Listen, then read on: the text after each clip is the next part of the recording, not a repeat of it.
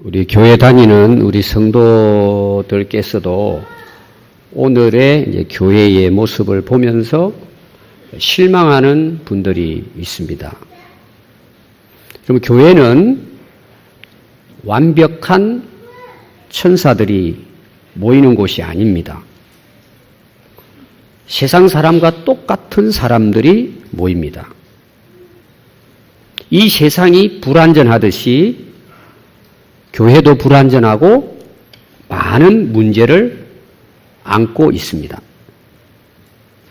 어떤 면에서는 세상에 어떤 공동체보다도 다양한 사람들이 많이 모여 있는 곳이 교회 공동체입니다. 그럼에도 불구하고 예수 그리스도를 믿는 믿음 안에서 변화되고 성장해 간다는 것은 하나님의 은혜입니다. 기적이죠. 여러분, 예수님 당시 예수님들과 함께 동거하고 살았던 제자들은 어땠을까요? 여전히 그들도 예수님과 함께 있음에도 불구하고 자기들끼리 모이면 서로 자기가 높다고 또 높아지기 위해서 다투었습니다. 사도행전의 교회는 어떨까요? 예수님의 제자들이 예수님의 성천을 경험하고 성령 충만함을 받아서 복음을 전합니다. 그런데 초대교회 사도행전이 부흥이 됩니다. 많은 사람들이 모여듭니다. 예수님을 따랐던 사도들이 교회를 가르치고 지도했습니다. 그럼 그 교회는 어땠을까요? 여전히 히브리파, 헬라파 해서 나눠졌습니다. 그럼 고린도 교회는 어떨까요? 네파로 나눠졌습니다. 이게 이 세상에 있는 교회의 모습입니다. 그럼 오늘 우리가 읽은 요한계시록에 나오는 소아시아 지역의 대표적인 7 교회의 모습은 어땠을까요? 그 7 교회의 모습도 보면은 칭찬받는 교회도 있지만 칭찬보다는 훨씬 책망을 더 많이 들었습니다. 요한계시록은 AD 95년경에 기록이 됐습니다. 오늘부터 거의 2000년 전 교회입니다. 예수님 돌아가시고 난 이후에 실제로 제자들이 사역했던 교회가 소아시아 7 교회입니다. 그 당시나 지금이나 교회가 어떨까요? 동일합니다. 교회는 항상 세상에 있기 때문에 항상 문제가 있습니다. 여러분들 문제가 없습니까? 똑같습니다. 그럼 그 7 교회 중에 오늘 제가 그 마지막 교회, 어떤 교회죠? 따라요. 라오디게아 교회. 이 라오디게아 교회에 대해서 살펴보려고 합니다. 이 라오디게아라는 말은 백성들을 기쁘게 한다. 이런 이제 도시 이름이에요. 우리 군산 이름이 있듯이 라오디게아 도시의 교회가 라오디게아 교회입니다. 근데 이 라오디게아 교회에 말씀을 전하신 분이 누구실까? 거기 오늘 14절에 보면 라오디게아 교회의 사자에게 편지하라. 지도자죠? 성도들에게 전하도록 아멘이시요 충성되고 참된 증인이시요 하나님의 창조의 근본이신 이가 이르시되. 누굴 가리킬까요? 예수님을 가리킵니다. 계시록 1장 1절에 보면 예수 그리스도의 계시라. 하나님이 그에게 주사 반드시 속히 일어날 일들을 그 종들에게 보이시려고 그의 천사를 그 종 요한에게 보내어 알게 하신 것이라. 그러니까 라오디게아 교회나 7 교회에 말씀을 전하시는 분은 예수님이시라는 거죠. 그럼 그 말씀을 전하는 예수님은 어떤 분이실까? 첫 번째가 뭐라고요? 아멘이시요. 따라요. 아멘. 그 말은 뭐냐? 진실하다 그런 뜻이에요. 믿을만하다. 또 어떤 분이시라고요? 충성된 분이시다. 예수님은 하나님의 구원의 뜻을 이루기 위해서 십자가에서 죽기까지 하나님께 충성한 분이라는 것입니다. 자기를 희생한 것이죠. 또 그 다음 보니까 예수님 어떤 분이시라고요? 참된 증인이세요. 거짓말 안 하신단 말이에요. 그럼 뭐에 대한 증인이에요? 천국, 복음에 대한 증인이에요. 그럼 천국이 있어요, 없어요? 그럼 천국 믿습니까, 안 믿습니까? 믿어도 괜찮습니다. 후회하지 않습니다. 왜 그래요? 예수님의 참된 증거입니다. 예수님은 천국에 사시다가 오신 분이고 천국을 준비해 놓으신 분입니다. 그분이 우리에게 전한 이 증거의 복음은 참됩니다. 믿어도 된단 말이에요. 참된 증인인 예수님의 하신 말씀이고 또 예수님은 어떤 분이시라고요? 창조의 근본이십니다. 이 말은 무슨 말이냐? 예수님도 하나님과 동일하게 세상을 창조하신 분이라는 거죠. 이 우주 역사의 근원이시고 창조의 근원이 예수님이십니다. 그분이 지금 일곱 교회뿐만 아니라 오늘 라오디게아 교회에 말씀을 하신다는 것입니다. 그럼 잘 들어야 되겠죠. 오늘 두 번째 말씀은 예수님 그 말씀을 보시면 라오디게아 교회의 진상을 정확하게 파악하시고 라오디게아 교회에 대해서 책망하고 심판을 경고하고 계신 것을 볼 수 있습니다. 자, 15절에 보니까 내가는 누굴 가리키죠? 예수님. 내 행위를 아노니 이 라오디게아 교회 성도들의 삶의 모습을 예수님은 알고 계신다는 거죠. 그럼 오늘 저와 여러분들은 아실까요? 모르실까요? 훤히 다 알고 계십니다. 우리 행위에 대해서, 우리의 삶에 대해서 예수님은 다 알고 계십니다. 우리는 모르는 척하고 살지만 예수님 다 알고 계십니다. 아신다는 거죠? 근데 예수님이 라오디게아 교회의 행위를 보고 뭐라고 진단하시는가? 이 라오디게아 교회 성도들을 가리킵니다. 네가 차지도 아니하고 뜨겁지도 아니하도다. 내가 차라리 차든지 뜨겁든지 하기를 내가 원한다. 그럼 여기 차다는 말은 뭘까요? 자, 여러분 사람들을 만났는데 아주 그 얼음처럼 차가운 사람 있어요, 없어요? 그 생각하면 돼요. 차가운 사람. 차가운 사람의 특징이 뭐예요? 옆에 있는 분들 한번 얼굴 한번 봅시다. 차가운지 어떻게 뜨거운지 한번 보십시오. 어떻게? 여러분 얼굴 보면 좀 차가운 모습이 나타나요, 안 나타나요? 야, 저 사람 진짜 말 못하겠다 정말. 아주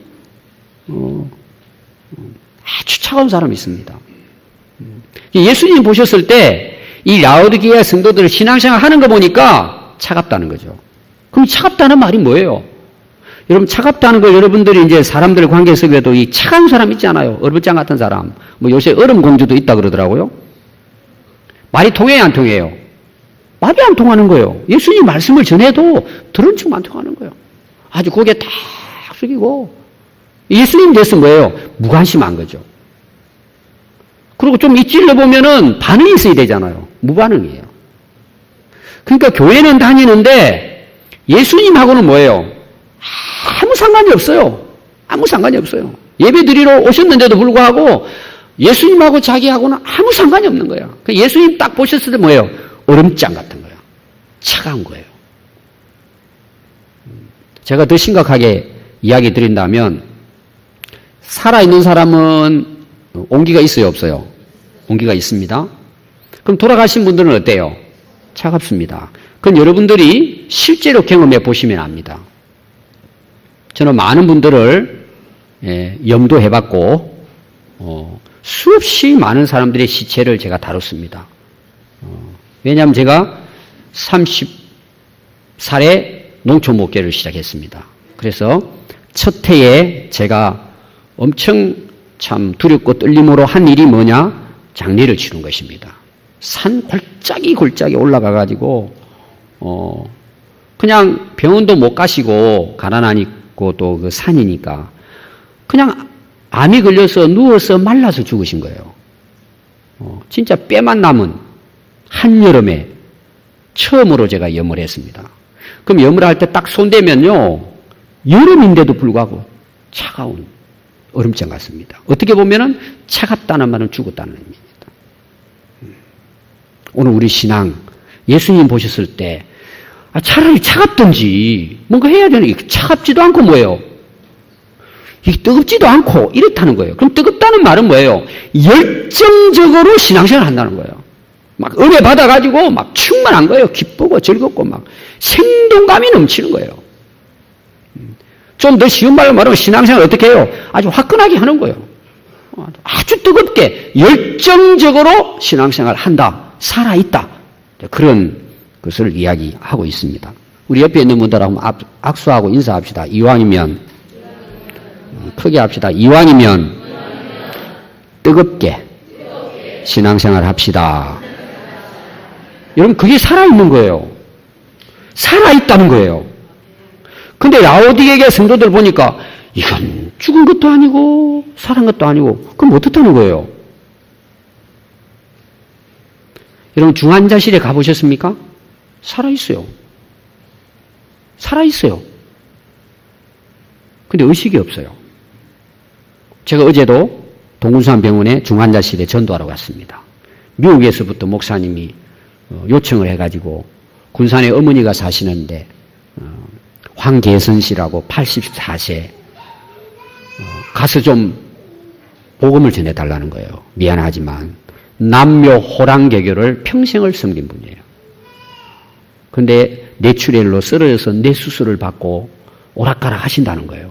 빨리 목사님 가서 좀 복음을 전해줬으면 좋겠다. 그래서 오전 9시에 제가 가서 그 할머니 머리에 손을 얹고 귀에다가 복음을 전했습니다. 눈물을 흘리시더라고요. 또 이제 제가 갈 겁니다. 이분은 뭐예요? 살아있어요. 근데 이게 눈을 뜨고 있는데요. 그 이제 손녀가 와가지고 그러더라고요. 눈을 이렇게 할머니가 이렇게 해요. 눈 하나 꼼짝 못해요. 손가락 하나 꼼짝 못해요. 그 눈물을 흘리시더라고. 그 이제 그 간호했던 딸이 엄마가 듣고 있다고 이제 반응을 아마 딸은 오래 있다 보니까 이제 안 것 같아요. 그러면서 막 물수건으로 물을 닦아주면서 엄마 예수 믿어야 된다고 막 옆에 그러시더라고. 여러분, 신앙생활 그렇게 하면 되겠습니까? 지금 그런 모습이에요. 라오디게아 교회가 예를 딱 들면 이런 모습이에요. 살아있는 것도 아니고 죽은 것도 아니고. 그래서 예수님 말씀이 뭐예요? 차든지 뜨겁든지 하라는 거예요. 오늘날 여러분 교회 안에 이런 성도들 많습니다. 믿는 것도 아니고 안 믿는 것도 아니고. 그래서 중립적 안전지대, 따라서 중립적 안전지대. 거기 있는 거예요, 거기. 우유부단한 신앙생활을 말합니다. 그래서 세상과 교회의 중간지대에 딱 있는 거예요. 그래서 이런 자를 뭐라 그러느냐? 양다리 걸쳤다고 하는 거예요. 교회 안 오면 좀 찝찝하고, 또 세상 나가면 그냥 세상에 빠져 살고, 교회 오면 또 사람들이 아주 신앙생활 잘하는 것처럼 또 보여지게 신앙생활 하는 거예요. 막 봉사도 막 하고 막 믿음 있는 것 같이 보이는 거예요. 근데 세상에 딱 나가죠. 내가 언제 교회에 다녔냐? 전혀 교회에 상관없이 친구들하고 똑같이 신앙생활 하는 거예요. 그래서 손해 안 보는 거죠. 부담 안 가지는 거죠. 그렇게 신앙생활 하는 사람들이 뭐예요? 미지근한 신앙생활을 하고 있는 사람들입니다. 그래서요, 세상 사람들이 만나면요, 이 사람 예수 안 믿는 사람이에요. 똑같아요. 마실 거 다 마시고, 할 거 다 하고, 전혀 예수 믿는 냄새 안 풍기는 거예요. 또 교회는 뭐예요? 아주 그냥 집사님으로서 또 그냥 뭐 할렐루야요. 그냥 은혜는 혼자 다 받아. 예수님 볼 때는 뭐죠, 이 사람들이? 찬 것도 아니고 뜨거운 것도 아닌 거예요. 그래서 예수님 뭐라고 책망을 하시느냐? 16절 보니까 네가 이같이 미지근하여 뜨겁지도 아니하고 차지도 아니하니 내 입에서 너를 토하여 버리리라 경고한 거예요. 여러분, 토하는 거 알죠? 여러분, 라오디게아 성도들은요, 대부분이 뭐예요? 미지근하게 신앙생활을 했다는 것입니다. 그래서 예수님이 토해버리겠다는 거예요. 여러분, 이들은요, 교회 생활 하는데 아무 부담이 없어요. 아주 자기 편리주의로 신앙생활 하는 것입니다. 우유부단한 안일주의, 기회주의, 자기 위주의 신앙생활을 하는 자에 대한 예수님의 심판의 경고예요. 그럼 왜 이들이 이렇게 됐을까? 이유가 있을 거잖아요. 17절입니다. 네가 말하기를, 이 라오디게아 성도들이 말하기를 이렇게 말하는 거예요. 다니면서 나는 부자라, 부요하여 부족한 것이 없다 하나 네 곤고한 것과 가련한 것과 가난한 것과 눈먼 것과 벌거벗은 것을 알지 못하는 도다. 자, 이들이 미지근한 신앙생활을 하게 된 원인을 여기 이야기하는 것입니다. 이들은요, 나는 부자라는 거예요. 나는 부족한 게 없다는 거예요. 뭐 살아가는데 아무런 어려움이 없어요. 나는 아무 문제가 없다는 거죠. 왜 이런 말을 했을까? 그 당시 소아시아 지역, 오늘의 터키 지역의 최고로 부강한 도시가 라오디게아 도시입니다. 왜냐하면 아주 그 무역, 상업이 굉장히 활발한 도시입니다. 그러다 보니까 세계적인 그 당시 금융업이 발달됐습니다. 이 라오디게아 교회가. 그래서 그 도시가 그 지역의 최고의 부를 누리는 도시였습니다. 경제적으로 굉장히 수준 있는 그런 그 여유 있는 생활을 했던 도시가 라오디게아 도시입니다. 근데 그 라오디게아 교회는 뭐예요? 오늘로 말하면 대부분 생활에 아무런 어려움이 없다는, 자기 스스로도 몸 건강하고 장사 잘 되고 돈 많고 뭐 아주 하루하루 그냥 풍족하게 여유 있게 살았다는 거죠. 오늘 여러분들이 예배드리러 오셨다면 라오디게아 교회라고 생각해 보면 여러분들이 앉아서 예배를 드리고 있는데 하나님께 아쉬울 게 하나도 없는 거예요. 뭔 말인지 아시겠죠? 왜? 아무 문제가 없는 거예요. 살아가는데. 특별히 뭐예요? 경제적으로 부강한 거예요. 문제 생기면 돈으로 다 해결하면 돼요. 아무 걱정이 없는 거예요. 이 교회 와도 뭐예요? 말씀이 들릴까요? 안 들릴까요? 들을 필요를 못 느끼는 거예요. 아쉬운 게 없기 때문에. 기도할까 안 할까요? 그냥 형식적으로 기도하는 거예요. 왜 기도 안 해도 살 거 다 잘 사는데 기도 안 하죠. 하나님께 뭐 요청할 게 없어요. 교회는 다니는 거예요. 그러다 보니까 그들의 신앙이 어떻게 돼버렸느냐? 뜨겁지도 아니하고 차지도 아니하고 예수님이 보셨을 때는 토해야 될 만큼의 미지근한 신앙생활이었다는 거예요. 이들은 예배 드리잖아요? 예배 드리면서요, 스마트폰으로 자꾸 문자 보내요. 조금만 기다려야. 목사님 오늘 시간이 좀, 한 1, 2분, 그, 설교가 좀 길어지는 것 같으니까 5분만 기다려라. 그, 안 믿는 친구들이 차 다 대기하고 끝나면 골프 치러 가기 위해서 기다리고 있는 거예요. 그래도 친구들이 와요. 야, 그냥 나와. 알았어. 좀 더 길면 나갈게. 이런 식으로 예배를 드린단 말이에요. 지금 예배 딱 끝나면 뭐예요? 각자 자기들의 즐기는 곳으로 돌아가는 거예요. 제 친구가 미국의 콜롬비아라고 하는 도시 있습니다. 그 도시에 자기 말로 저희 집 왔다도 갔어요. 그 집에도 제가 갔다 왔습니다. 초청을 해서. 자기가 골프를 치는데 5손가락 안에 든답니다. 그 도시에. 군산보다 몇 배 커요. 거기에 골프를 치는데 아마추어인데 5손가락이 든대 자기가. 자기 아들은 골프 학교를 보내가지고 그 우즈라는 사람 있죠. 우드라는 사람. 유명한 골프. 그거 가서 배우는 거예요. 앞으로 아마 세계적인 또 우리 한국에 골프 나올지는 몰라요. 근데 문제가 그냥 그 여자 집사님이 목사님 혼 좀 내래 친구. 왜냐 그래도 주 예배를 안 드리는데. 왜 예배 안 드리죠? 이제 사업하는 분들이 주일이 되면 뭐예요? 노는 시간이죠. 새벽부터 나가가지고 저녁 늦게 가지고 골프 치고 2차, 3차 하고 돌아오는 거예요. 그 즐겨야 또 사업을 할 수 있다는 거예요. 그 친구 말이. 그러면 예배는 어떻게 하냐? 바쁠 때 골프 잡히면 못 드린다는 거예요. 그래서 신자들이 요청하기를 예를 들면 저녁 9시에 주일 예배 드리자는 거죠. 뭔 말인지 모르십니까?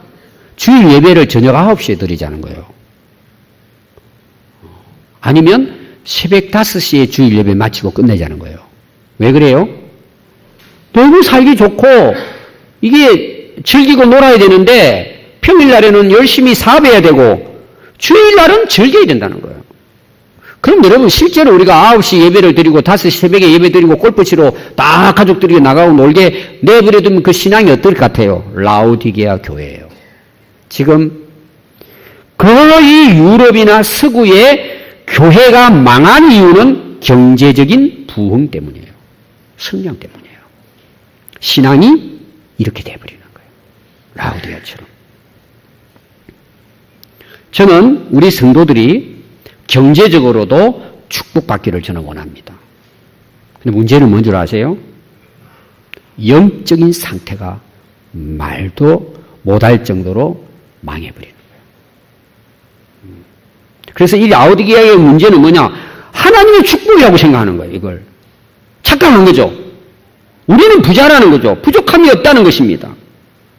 근데 예수님은 참 너희들 그 모습을 보니까 곤고하고 가련하고 가난하고 눈멀고 벌거벗은 것을 알지 못한다. 이게 뭔 말이에요?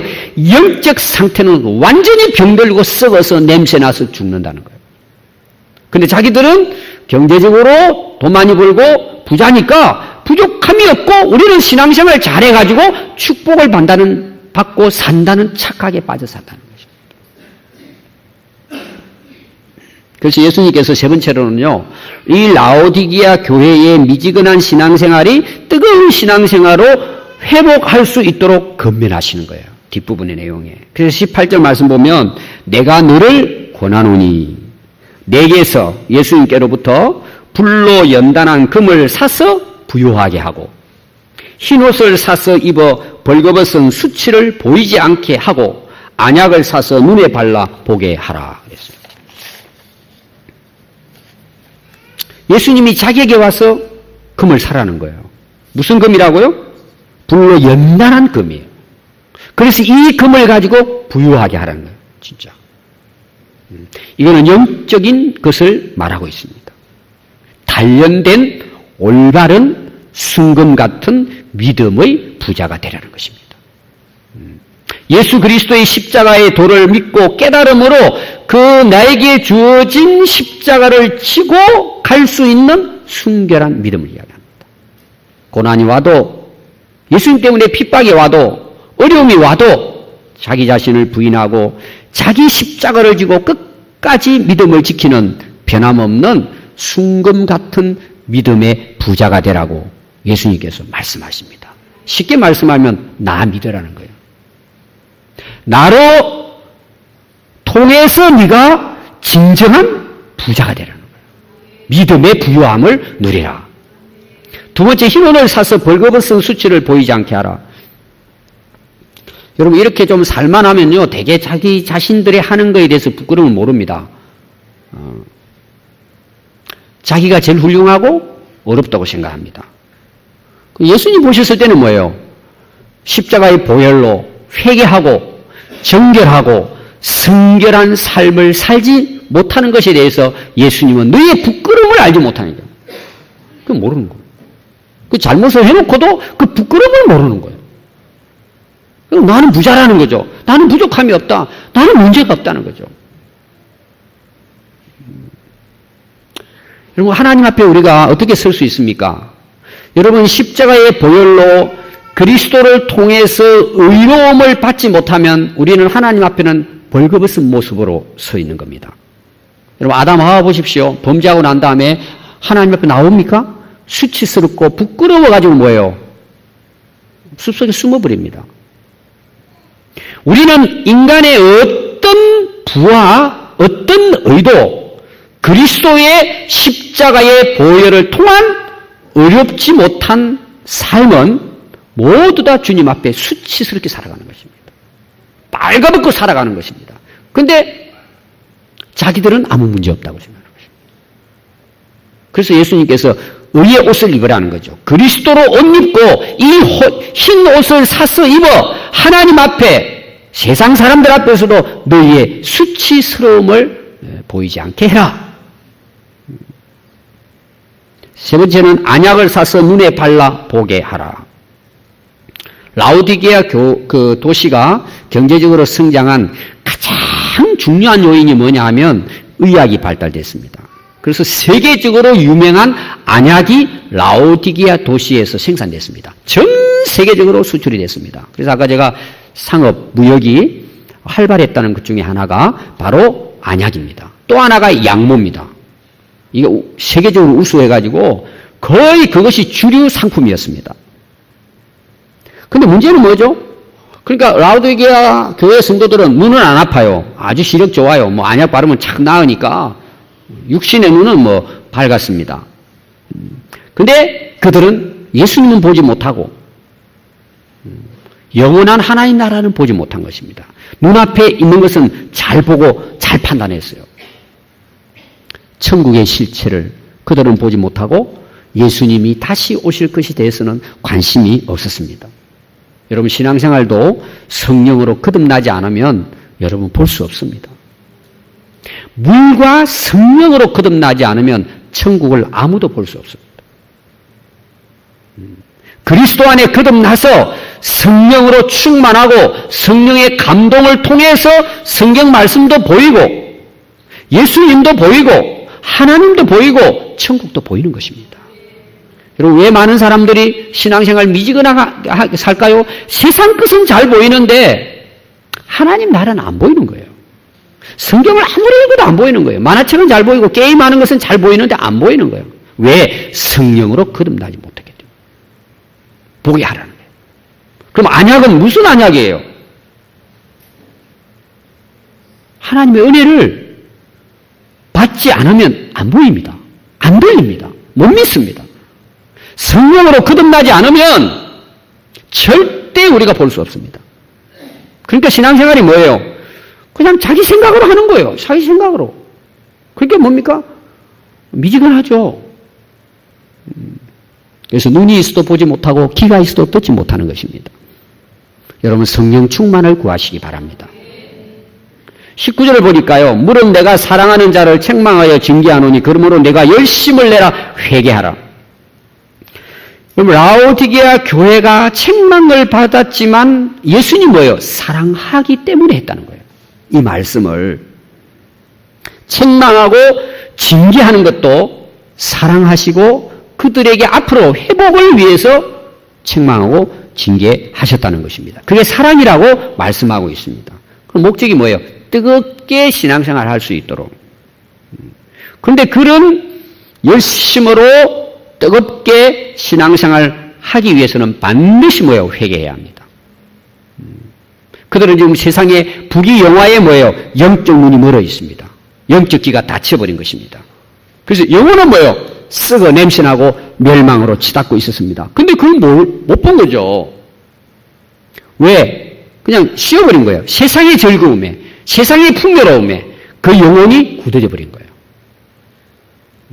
문둥병처럼 무감각해져 버린 것입니다. 그래서 반드시 여기서 뭐예요? 회개하지 않으면은 그들은 희망이 없다는 것입니다. 여러분 세상적인 부유함은 하나님의 축복입니다. 근데 이걸 잘못 사용하면은 치명적인 영적 생활에 장애가 됩니다. 오늘 여러분 많은 분들이 이런 것 때문에 미지근한 신앙생활을 하다가 토함을 받습니다. 여러분 너무 물질적인 축복에 대해서 마음이 빼앗기면요 사탄은 정확하게 합니다. 사탄의 도구로 전략합니다. 이 명심해야 합니다. 여러분 그래서 물질적인 축복은 받는 것보다 더 중요한 게 뭐예요? 그걸 잘 관리하고 유지하는 것이 축복이에요. 저는 주변에 많은 사람들이 참 어떻게 해서 경제적으로 부해진 거예요. 그렇게 힘들었는데 사업이 잘 되고 성장하고 계속해서 나아지는 거예요. 그럼 거기에 비례해가지고 더 감사하고 더 열심히 신앙생활을 하는 것이 이게 옳은 거죠. 너무 감사하잖아요. 근데 거의 많은 사람들이 이 물질의 시험에 딱 들어버리면은 사탄이 틈타가지고요, 교회는 멀어집니다. 그럼 그게 얼마나 오래 갈까요? 오래 가지 않습니다. 다 눈물 머금고 다시 천부의 의지 없어 손들고 옵니다. 그 와서 다 회개하는 게 뭐예요? 그때 잘할걸. 목사님, 그때 제자 훈련 받았으면, 진짜 이렇게 안 사. 이런 분들이 있어요. 후회하는 거예요, 후회하는 거예요. 우리 옆에 있는 분들하고 한번 인사합시다. 이왕이면 오늘부터 뜨겁게 신앙생활 합시다. 아멘. 그럼 그게 축복이에요. 그게 축복이에요. 그 다음 20절 말씀 보니까 예수님이 진정으로 이런 라오디게아 성도들에게 원하는 게 있어요. 그리고 정말 이들에게 영원한 영광의 약속을 하는 말씀이 나와요. 그래서 오늘 제 말씀의 핵심은 20절 말씀이에요, 사실. 이런 라오디게아 교회를 예수님은 어떻게 하기를 원하실까? 진짜 예수님이 원하시는 것. 이런 교회가 어떻게 회복이 되어져서 성도들이 정말 이 세상에서도 천국의 삶을 누리고 하늘의 영광의 보좌에 앉을 수 있을까? 거기에 대한 해답이 20절 말씀이에요. 볼지어다 내가 누구죠? 예수님이 문 밖에 서서 두드리노니 이 문은 어떤 문일까요? 우리 현관문일까요? 이제 집을 비유는 했지만 우리 마음문이에요. 우리 마음문 밖에, 우리 마음 밖에 오늘 여러분 마음이 있죠? 우리 앞에 지금 우리 앞에 예수님이 서 계신다는 거예요. 여러분 앞에 지금 내 마음문 앞에 서 계시는 거예요. 그 다음에 어떻게 하고 계세요? 그냥 서 계신다고요? 두드리신다는 거예요. 내 마음문을 지금 한번 여러분 마음을 주먹을 제가 두드려 봅시다. 예수님 두드린다 생각하고 이 꽉 막힌 마음 두드려 보십시오. 한번 어떻게 소리가 납니까? 예수님 이렇게 두드리고 계신다는 계속해서 어떻게 예수님이 두드리는 느낌이 좀 있습니까? 전혀 느낌 없이 살죠. 뭐 두드리시는지 서 계시는지. 근데 예수님은 두드리신다 있어서 이렇게 계속 놓고 하신다는 거예요. 왜 놓고 해요? 문을 열도록. 두드리니까 여러분 두드리는데 문을 안 열면 어떻게 하죠? 엄마 아빠 부르잖아요. 이름을 부르잖아요. 두드려도 안 되면 내리치면서. 그러니까 거기 보니까 누구든지 내 음성을 듣고 문을 열면 두드려도 소식이 없으니까 예수님 부르신 거죠. 라오디게아 교회 성도를 부른 거예요. 누구야 부른 거예요. 부르시면서 이제 두드리는 것이죠. 그래서 누구든지 내 음성을 듣고 예수님이시구나. 그리고 우리 마음의 문을 이렇게 열면 내가 누구라고요? 예수님이 그에게로 문 연 그 사람 안으로 들어가 그와 더불어 먹고 그는 나와 더불어 먹으리라. 우리가 이제 그 집을 생각해 두겠지만 우리 마음을 생각해야 돼. 집이라 생각하고. 예수님 오셨잖아요. 내가 마음을 열고 예수님 들어오셔서 예수님과 우리가 이 안에서 뭐 한다고요? 식사를 한다는 말이에요. 서로 먹고 즐긴다. 이 안에서 예수님과 함께 이렇게. 제가 오늘 이 20절 말씀을 통해서 우리 성도들의 상태를 몇 가지로 나눠봤어요. 첫 번째가 뭐냐 하면 여러분들 중에는요, 아직도 예수님이 여러분 마음 밖에 서 계신 분이 계세요. 그냥 서 계시는 거예요. 그럼 왜 서 계시느냐? 예수님이 서 계시는데요, 이거는 어떤 의미로 볼 수 있냐면 예수님이 우리를 찾아오셨다는 거예요. 이 세상에 찾아오셨잖아요. 여러분, 예수님이 나를 찾아오셨다는 자체가 뭐예요? 은혜예요. 다 우리를 찾아오시는 거예요. 나 같은 죄인도 예수님은 찾아오시는 거예요. 우리를 찾아오시는 것입니다. 근데 문제가 뭐냐? 여러분들 중에도 있을 거예요. 교회를 다녀요. 여러분들이 예수님 믿는다고 합니다. 근데 찾아오신 예수님을 모르는 거예요. 나를 찾아왔다는 사실을 모르는 거예요. 그래서 예수님하고는 아무 상관없이 교회를 다니는 거예요. 신앙생활을 하는 것입니다. 그래서 예수님을 그냥 내 문 밖에 세워놓고 예수님하고는 아무 상관없이 관심 없이 살아가는 신앙입니다. 왜 그러냐 물어보니까요. 하는 일이 바쁘대요. 일이 바빠가지고 예수님이 밖에 서 계시는지 안 계시는지 찾아왔는지 안 찾아왔는지 모르는 거예요. 이렇게 예수님하고 아무 상관없이 교회만 왔다 갔다 하는 사람이 있을 수 있습니다. 두 번째는 보니까요. 마음의 문을 두드리고 계신단 말이에요. 서 계신다는 것은 과거 완료예요. 이미 찾아오신 거예요. 근데 오늘 문을 두드리고 계신다는 것은 현재 진행형이에요. 시제가. 지금 계속해서 우리의 마음을 두드리고 계신다는 예수님은. 지금 계속해서 우리를 찾아오셔서 근데 많은 사람들이 이 예수님의 노크 소리를 듣지 못하고 삽니다. 계속 예수님 두드리고 계시는. 근데 우리는 아무 느낌이 없는 신앙생활을 하고 있는 분도 있다는 것입니다. 왜 예수님의 음성을 듣지 못할까? 세상의 잡다한 소리에 그냥 빠져 사는 거예요. 그러니까 예수님의 놓고 소리는 안 들리는 거예요. 세상 소리에 빠져서 끌려서 살아가고 신앙생활하고 있는 것입니다. 세상의 헛된 소리에 빠져서 그게 진리인 줄 알고 그게 쫓아다니는 것입니다. 세 번째입니다. 예수님의 두드리는 소리에 마음의 문을 열고 모셔드린 사람이 있습니다. 마음으로. 근데 문제가 뭔지 아세요? 모셔드리고 끝난 거예요. 이제 손님이 왔잖아요. 배를 눌렀어요. 어서 오십시오. 손님 들어왔어요. 앉으라는 말도 안 하고, 그래도 최소한 차도 대접하고 이야기를 나눠야 되잖아요. 들어오세요. 해놓고 문 닫고는 자기 할 일 하는 거예요. 오늘날 신앙생활을 그렇게 하는 분이 있단 말이에요. 아, 예수님 영접했어요. 믿습니다. 그래 놓고는 예수님하고 아무 상관없어요. 그냥, 야, 예수님이 서 계시는지 앉아 계시는지 뭐가 드시고 싶은 거 아무 상관없이 그냥 들어오십시오. 영접했습니다. 그러고는 예수님하고는 아무 상관없이 여러분 손님들을 이렇게 들어오시라 그래 놓고 서 계시게 만들면 뭐예요? 그럼 무리한 행동이에요. 오늘 무리하게 신앙생활을 하는 성도들도 있다는 것입니다. 네 번째입니다. 마음으로 영접하고 잔치상을 차려서 예수님을 기쁨으로 대접하고 예수님과 함께 식사하는 신앙이 되어 있다는 거예요. 여러분 당시에도 하루에 3끼를 식사했습니다. 하루에 3끼. 아침, 점심, 저녁. 여기 좀 누가 좀 문 닫아주십시오.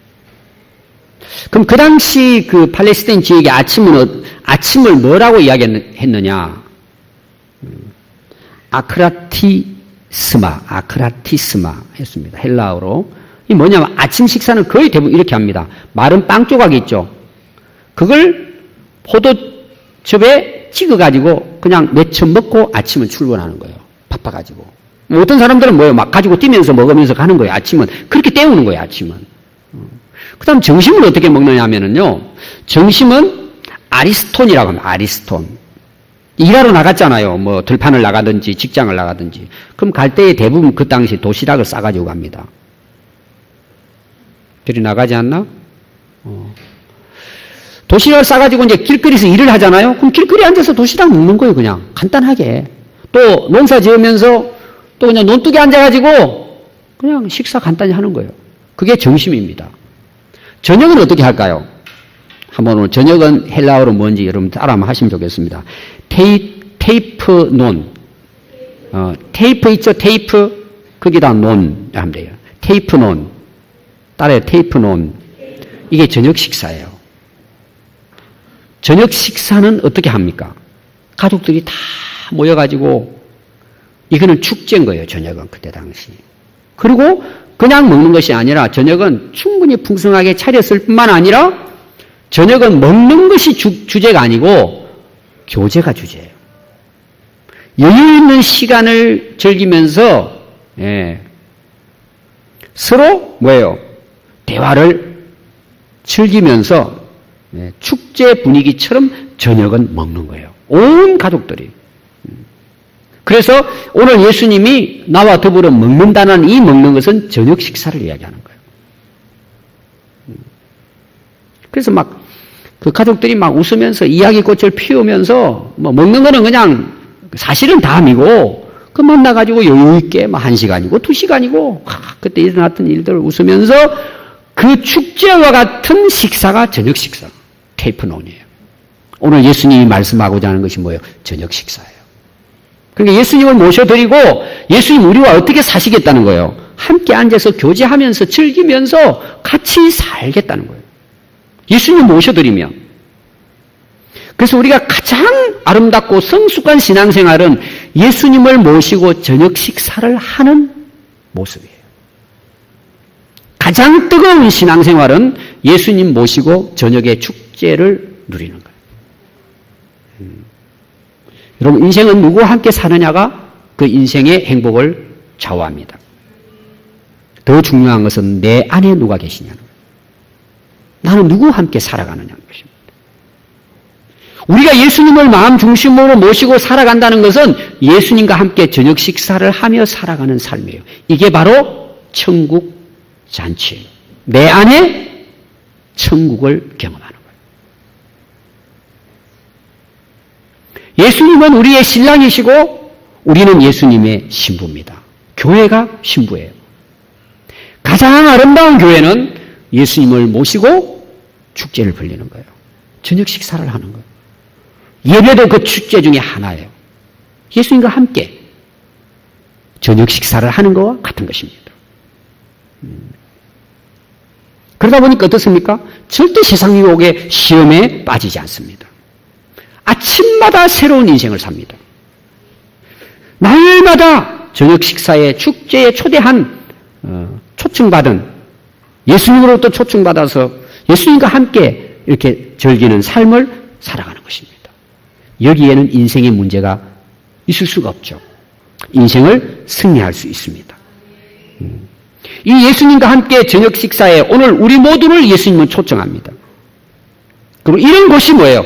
이 땅의 가장 아름다운 교회의 모습이라는 것입니다.